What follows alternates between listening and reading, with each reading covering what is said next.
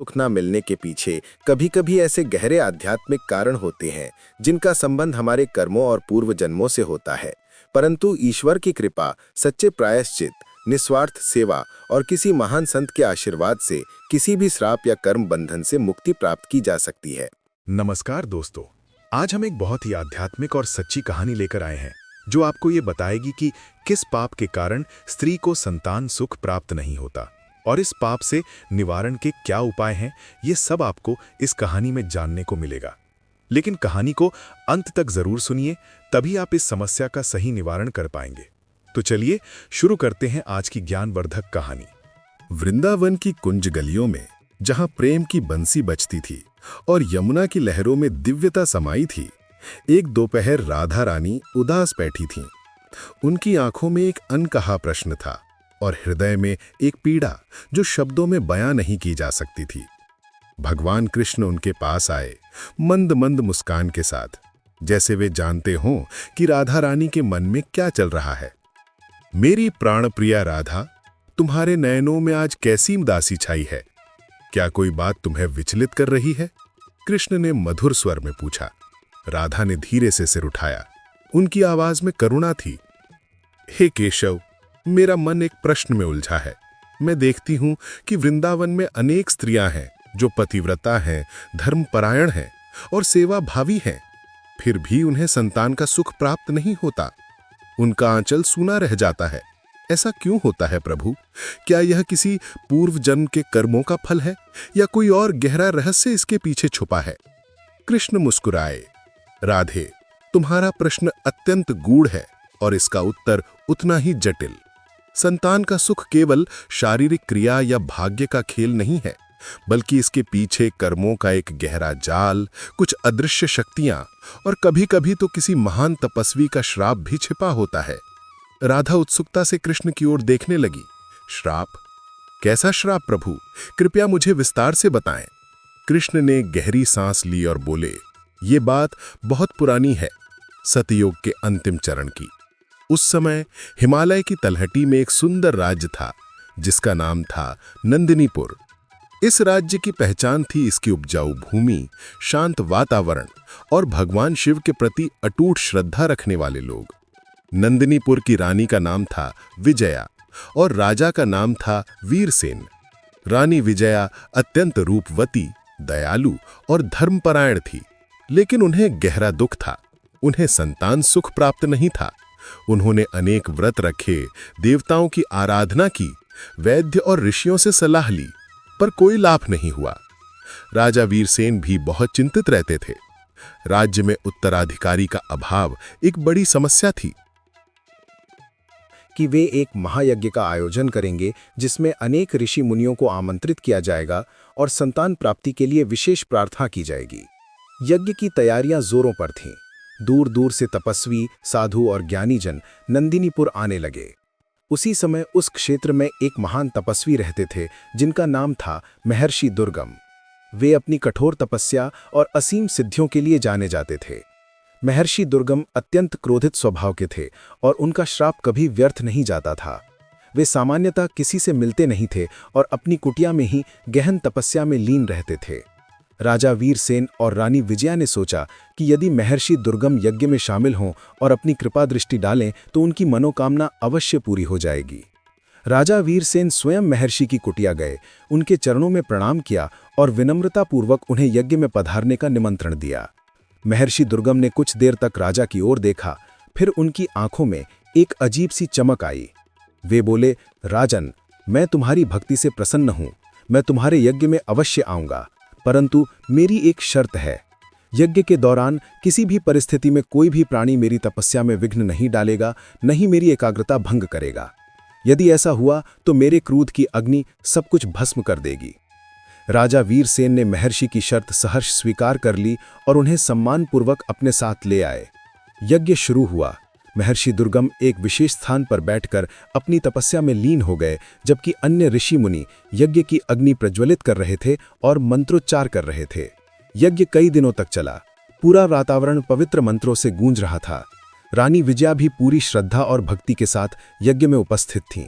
उनकी आंखों में संतान प्राप्ति की तीव्र अभिलाषा थी। सब कुछ शांतिपूर्वक चल रहा था जब तक कि एक अप्रत्याशित घटना नहीं घट गई। कृष्ण ने कुछ पल के लिए अपनी बात रोकी। उनकी आंखों में एक रहस्यमयी चमक थी। राधा उत्सुकता से टकटकी लगाए उन्हें देख रही थीं। उनके मन में हजारों प्रश्न कौंध रहे थे। घटी, राधा ने अधीर होकर पूछा। कृष्ण मुस्कुराए। एक छोटी सी गिलहरी जो अपनी चंचलता के लिए जानी जाती थी, यज्ञ मंडप में आ गई। ये गिलहरी महर्षि दुर्गम के अति प्रिय शिष्य ऋषि गौतम की थी, जो उसे बहुत प्यार करते थे। वो गिलहरी गलती से महर्षि दुर्गम की तपस्या वाले स्थान के पास पहुंच गई और वहां रखे एक पवित्र फल को छू लिया, जिससे महर्षि की एकाग्रता भंग हो गई। जैसे ही महर्षि की एकाग्रता टूटी, उनकी आंखें क्रोध से लाल हो गईं। उन्होंने देखा कि एक छोटी सी गिलहरी उनके पास है। वो नहीं जानते थे कि वो गिलहरी ऋषि गौतम की है। महर्षि ने तुरंत जल का पात्र उठाया और क्रोधित होकर बोले, किस तुच्छ प्राणी ने मेरी तपस्या भंग करने का दुस्साहस किया है। मैं तुझे श्राप देता हूं कि तू इस जन्म में कभी संतान सुख प्राप्त नहीं करेगी और तेरी वंश वृद्धि यहीं समाप्त हो जाएगी। महर्षि के श्राप के शब्द हवा में गूंज गए। उसी पल ऋषि गौतम दौड़ते हुए वहां आए और महर्षि के चरणों में गिर पड़े। क्षमा करें गुरुदेव, ये मेरी गिलहरी है। इसने अनजाने में अपराध किया है। ये बहुत भोली है। कृपया अपना श्राप वापस ले लें। लेकिन महर्षि का श्राप एक बार जब निकल जाता था तो उसे वापस लेना असंभव था।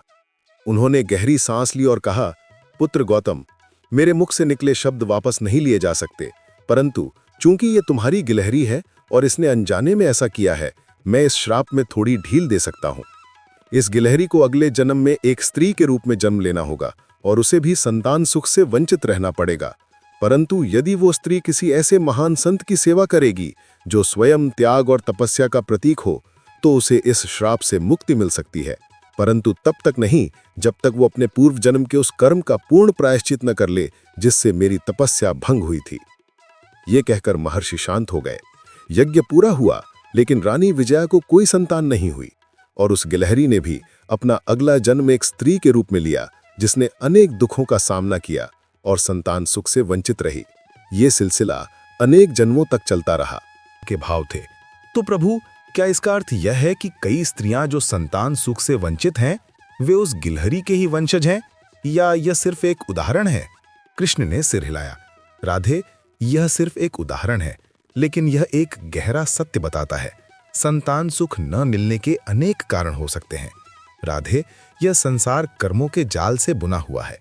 प्रत्येक क्रिया का एक प्रतिक्रिया होती है, इसलिए व्यक्ति को सदैव शुभ कर्म करने चाहिए, जीवों पर दया करनी चाहिए, संतों का सम्मान करना चाहिए और प्रकृति के साथ सद्भाव में रहना चाहिए। अब तुम पूछोगी कि यदि किसी को ऐसे श्राप या कर्मों के कारण संतान सुख प्राप्त नहीं हो रहा है, तो उसका निवारण क्या है? राधा ने उत्सुकता से पूछा। हाँ प्रभु, क्या ऐसे श्रापों और कर्मों से मुक्ति संभव है? कृष्ण ने एक रहस्यमयी मुस्कान बिखेरी। निश्चित रूप से राधे, ईश्वर की कृपा और सच्चे प्रायश्चित से सब कुछ संभव है, लेकिन इसका मार्ग थोड़ा कठिन और लंबा हो सकता है और कई बार इसके लिए एक विशेष प्रकार के तप और सेवा की आवश्यकता होती है। यह उसी गिलहरी के श्राप की ढील से जुड़ा है जिसके बारे में मैंने तुम्हें बताया था। कृष्ण ने फिर अपनी बात रोकी। उनकी आंखों में एक गहरी बात कहने का भाव था। राधा जानती थीं कि कहानी अभी खत्म नहीं हुई है और आगे कुछ और भी गहरा रहस्य खुलने वाला है। उनके मन में जिज्ञासा चरम पर थी कि वह कौन सी विशेष तपस्या या सेवा थी जिससे संतान सुख प्राप्त हो सकता था, और उस गिलहरी के अनेक जन्मों का रहस्य आगे कैसे सुलझा। क्या वह गिलहरी कभी संतान सुख प्राप्त कर पाई? क्या वह विशेष सेवा क्या थी? और क्या आज भी वह श्राप किसी रूप में मौजूद है? राधा की आंखों में प्रतीक्षा थी और कृष्ण ने अपनी बात जारी रखी। तो राधे, जैसा कि मैंने बताया, महर्षि दुर्गम ने गिलहरी को श्राप देते हुए एक मार्ग भी बताया था कि यदि वह स्त्री किसी ऐसे महान संत की सेवा करेगी जो स्वयं त्याग और तपस्या का प्रतीक हो, तो उसे श्राप से मुक्ति मिल सकती है, परंतु तब तक नहीं जब तक वह अपने पूर्व जन्म के उस कर्म का पूर्ण प्रायश्चित न कर ले। यह केवल उस गिलहरी के लिए नहीं था, बल्कि उन सभी आत्माओं के लिए एक सार्वभौमिक नियम बन गया था जो इसी प्रकार के कर्म बंधनों में फंसी थीं। बाद एक जन्म में एक ऐसी स्त्री के रूप में जन्म लिया जिसका नाम था कल्याणी। कल्याणी अत्यंत धार्मिक, सुशील और दयालु थी, परंतु उसे भी संतान सुख प्राप्त नहीं हुआ। उसने अपनी पूरी जवानी संतान की चाह में बिता दी, लेकिन हर प्रयास विफल रहा। जैसे जैसे उसकी उम्र बढ़ती गई, उसकी निराशा भी बढ़ती गई। एक दिन कल्याणी ने सुना कि निकट के वन में एक महान संत महर्षि शांतनु निवास करते हैं। वे अपनी कठोर तपस्या, निस्वार्थ सेवा और असीम ज्ञान के लिए जाने जाते थे। महर्षि शांतनु का जीवन पूर्ण रूप से त्याग का प्रतीक था। उन्होंने कभी किसी चीज की इच्छा नहीं की थी, ना ही कोई भौतिक सुख चाहा था। उनका एकमात्र ध्येय ईश्वर की आराधना और परोपकार था। कल्याणी ने सोचा कि शायद यही वो मार्ग है जिसकी ओर महर्षि दुर्गम ने संकेत किया था। उसने अपना घर द्वार छोड़कर महर्षि शांतनु की कुटिया में जाकर उनकी सेवा करने का निश्चय किया। महर्षि शांतनु ने कल्याणी को अपनी सेवा में सहर्ष स्वीकार कर लिया। कल्याणी ने पूरी निष्ठा, समर्पण और निस्वार्थ भाव से महर्षि की सेवा करनी शुरू कर दी। वह उनके लिए वन से फल फूल लाती, उनकी कुटिया साफ करती, उनके स्नान के लिए जल भरती और उनकी हर छोटी बड़ी आवश्यकता का ध्यान रखती। वो कभी भी अपनी संतानहीनता का दुख महर्षि के सामने नहीं रोई, न ही उसने अपनी इच्छा व्यक्त की। उसका ध्यान केवल सेवा पर केंद्रित था, मानो वह अपने पूर्व जन्म के अपराध का प्रायश्चित कर रही हो। कई वर्ष बीत गए, कल्याणी की सेवा में कोई कमी नहीं आई। एक दिन महर्षि शांतनु ने अपनी आंखें खोलीं और कल्याणी से कहा, पुत्री कल्याणी, मैंने तुम्हारी निस्वार्थ सेवा देखी है। तुम्हारी भक्ति और समर्पण ने मेरे हृदय को प्रसन्न कर दिया है। मैं जानता हूं कि तुम अनेक जन्मों से एक विशेष पीड़ा से गुजर रही हो। तुम्हारा पूर्व जन्म का कर्म, जिसने एक महान तपस्वी की तपस्या भंग की थी, अब तुम्हारे इस त्याग और सेवा से पूर्णतः क्षीण हो गया है। आज से तुम उस शाप से मुक्त हो। जाओ और तुम्हें शीघ्र ही संतान सुख प्राप्त होगा। विश्वास नहीं हो रहा था कि जिस श्राप से वो इतने जन्मों से बंधी थी, वो आज टूट गया है। महर्षि के आशीर्वाद से कुछ ही समय बाद कल्याणी ने एक सुंदर और स्वस्थ पुत्र को जन्म दिया। वो पुत्र अत्यंत तेजस्वी और गुणवान था और उसने अपने वंश का नाम रोशन किया। तो राधे, ये कहानी हमें बताती है कि संतान सुख न मिलने के पीछे कभी कभी ऐसे गहरे आध्यात्मिक कारण होते हैं जिनका संबंध हमारे कर्मों और पूर्व जन्मों से होता है। परंतु ईश्वर की कृपा, सच्चे प्रायश्चित, निस्वार्थ सेवा और किसी महान संत के आशीर्वाद से किसी भी श्राप या कर्म बंधन से मुक्ति प्राप्त की जा सकती है। राधा ने गहरी सांस ली। उनके चेहरे पर अब उदासी नहीं बल्कि एक गहरी समझ और शांति थी। हे केशव, आपकी इस कथा ने मेरे सभी संशय दूर कर दिए। ये केवल संतान सुख की बात नहीं है, बल्कि ये जीवन के हर पहलू पर लागू होती है। हमें सदैव सत्कर्म करने चाहिए, किसी को कष्ट नहीं पहुंचाना चाहिए और निस्वार्थ भाव से सेवा करनी चाहिए। आपकी माया अपरंपार है प्रभु। कृष्ण ने राधा रानी के माथे पर अपना हाथ रखा और वृंदावन की कुंज गलियों में एक बार फिर प्रेम और दिव्यता की बंसी बज उठी। दोस्तों, ये कहानी कैसी लगी आपको हमें कमेंट में अपनी राय जरूर दें। जल्द मिलते हैं एक नई कहानी के साथ। तब तक के लिए नमस्कार दोस्तों।